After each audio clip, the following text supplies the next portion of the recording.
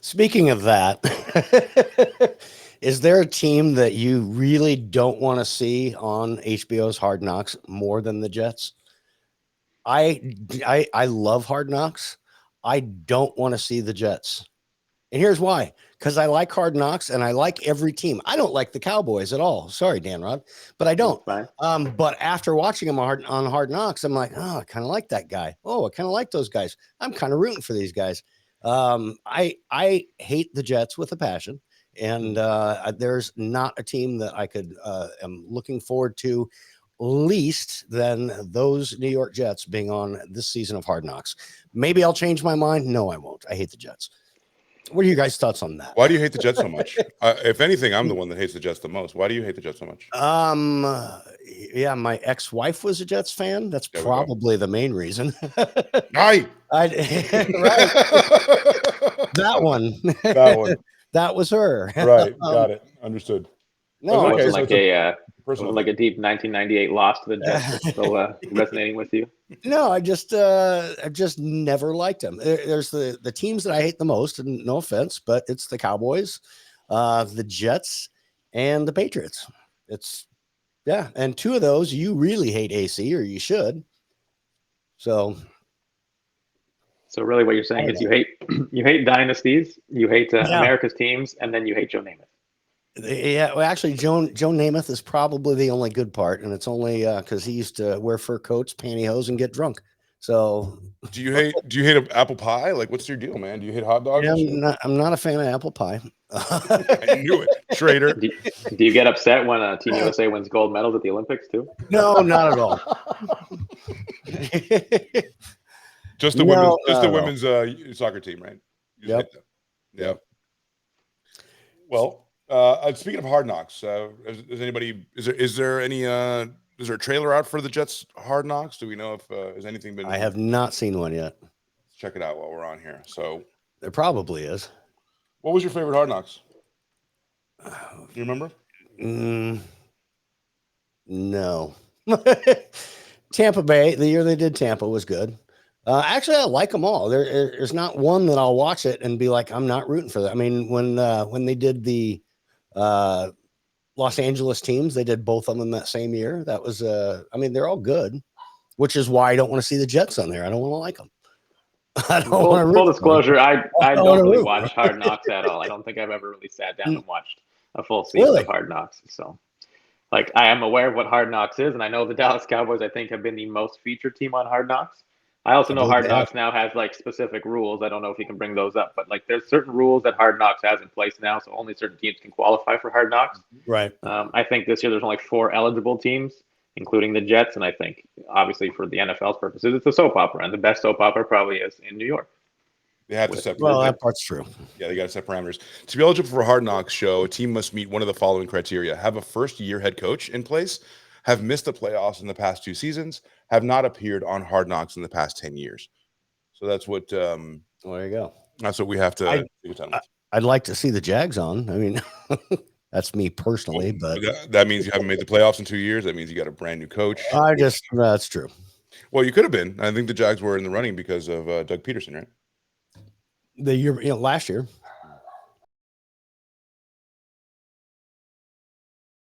Let's just go. Well, Luckily- we can always add that. Absolutely. I was surprised that NFL HQ was even available. I hope the NFL doesn't come and sue us. Right? Like, that's what we- You never know. We got to become big, and then they might. Or they'll just Right. absorb us, and we'll become part of the family. That's Yeah. probably true. Absorb us. I want to be, whatever on NFL Network. That'd be fantastic. That'd be fantastic. And we also have these guys that got in by a technicality. We are the running backs of the Ah, NFL Network. That's definitely one of the topics. So that's a good place to start. yeah, man. What do we think about the de-evolution of the running back position? See, I've been thinking about this for a while. Have running backs become devalued, or have just other positions become more valued and running backs have just never increased in value? So are they devalued, or are they just never increased in value? That's a good point. But even if they do, even if they do, here's my line of thinking. And I don't know how Dave feels about this, but here's my line of thinking is this. If I can draft a running back in the second round, not pay him that extra, $10 million for being drafted in the first round, save myself that, get him in the second or third round, use him, but give him the rock 150 times, run him into the ground for the next 3 years, franchise tag him, and then just draft another one. Well, why would I ever pay one? You wouldn't. You wouldn't, and that's the issue. Is you don't have to. You don't have to pay them because they are. Let's put it this way: it's odd because if we were playing fantasy football, you would draft a running back because they're valuable in fantasy football, but for real life, well, well, I would. We'll have to start a fantasy league, and we'll see how that goes. But honestly, and my sound is terrible here. Hold on, I'm not got something right. Sound okay to us? Okay. Back to where I was at. Sorry, I got lost. Fantasy and running backs. Mm-hmm. Well, no, but just the fact that you can running back's career only lasts 6 to 8 years. You're being generous. Very generous. You can be a quarterback or a receiver and play well past a decade, 2 and sometimes 3 decades for the elite. But running backs, they get beat up so bad that you almost have to draft a new one every 3-4 years. Mm-hmm. And you mentioned the point, obviously, fantasy football, running backs. Now, I'm someone that played fantasy football for a long time. It became an obsession of mine. I had to sort of quit it cold turkey to, do other things in my life, become an adult, things like that.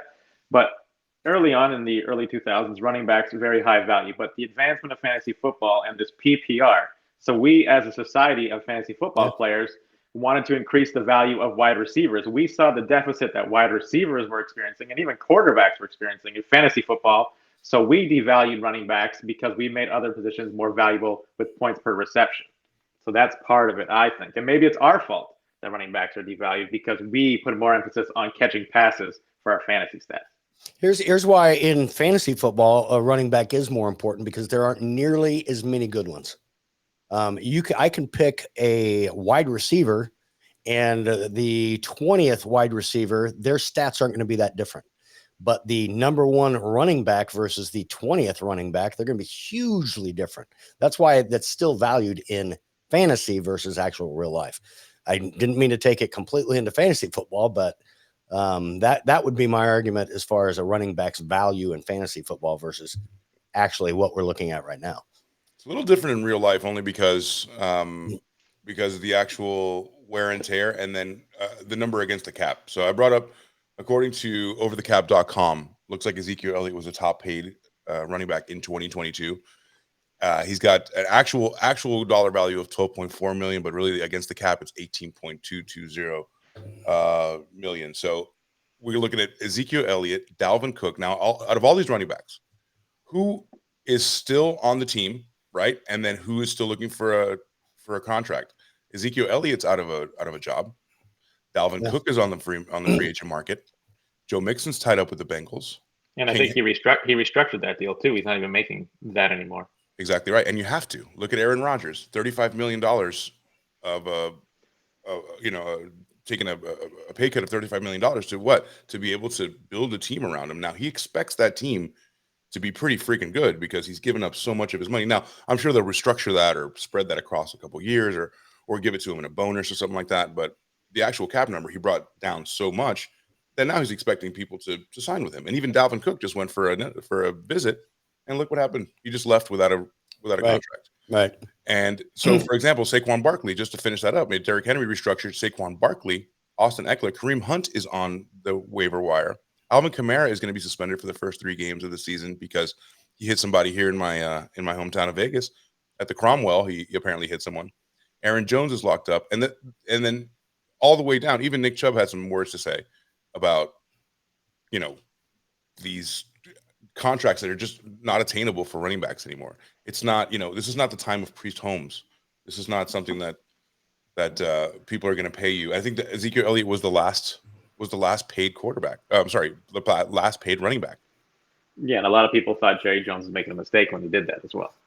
People criticized that as soon as he signed into that contract. I sure did. Yeah. I just don't think their value. You can't pay them like that. There are no rules against the running back like there are against quarterbacks. Quarterbacks can't be touched. Now, for the last 5 years, we've been trained that as soon as you even have a head of steam and there's no one around, you have to the defensive guy has to stop in his tracks, Right. or like roll away, because if not, he's going to be fined $1 billion. There's no rules against that. You literally give this man the rock to hit an oncoming freight train for money, and then we expect him to have longevity. We expect him to be available. And then when he's not, we don't want to pay him. I'm not defending the running back position. What I'm saying is that's the dynamic and how it's changed. Well, the NFL has changed 100%. I mean, just in the last 20 years, you think about just the style of offense that every team runs now versus what they did in the 70s, 80s, and 90s. The running back was a huge part of the game back then. Now with the spread offenses and that everybody runs now, it's not as important to have that big, huge running back that'll bowl through the line and run through you, because not a bruiser. The offenses have changed. The team has changed. The way the game's played has changed. I'm just wondering. So we're talking about the running back, and you mentioned like the style of play before. 3 yards in a cloud of dust. The fullback has just completely disappeared off the face of the earth. Where are the people taking up the camp for the fullbacks? If the running backs had got the fullbacks on board, maybe they would have, kept their value together as a unit. But you get rid of the fullback, and no one said a word. Well, and in turn, that's a great point, because in turn, that's how the game has changed. It's gotten rid of the I formation, right? Unless you have a big boy up front, unless you have like a thunder and lightning kind of thing going on, like what the Giants had, where you have Ron Dane running through the middle, and that's basically your fullback, but also your third down back and your short yardage back, or you have Darren Sproles type scat back, and then that seems to work when you're running by committee. But otherwise, the fullback, you're right, the fullback is dead. We have one on the Dolphins called Alec Ingold. He's probably the last one, and he's begging. San Francisco, I think. Yes. Use check. But yeah. Use check. Yep. And that reminded me, man. Look at that. I got chills thinking about Mike Allstott. I saw Mike Allstott do just on a highlight the other day, and he ran through and he just lowered his neck and just banged this linebacker in the mouth and kept going. Classic Mike Allstott play. But when do you see that anymore?